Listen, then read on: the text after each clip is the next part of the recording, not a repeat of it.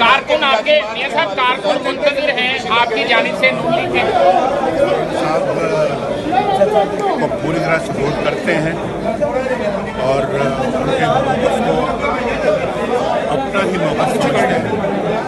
और मैं समझता हूँ कि मौलाना साहब प्रोटेस्ट कर रहे हैं, मौलाना साहब प्रोटेस्ट कर रहे हैं तो बिल्कुल ऊपर जाना है यार एक सेकंड बात जी मियां साहब। मौलाना साहब ने इलेक्शनों के फौरन बाद जो है वो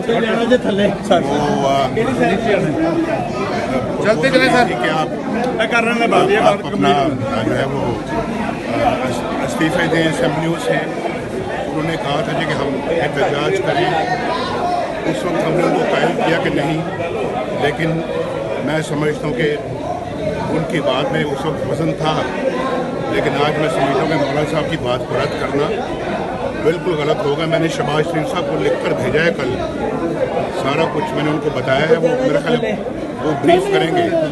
हम मौलाना साहब के जज्बे को भी बहुत सराहते हैं।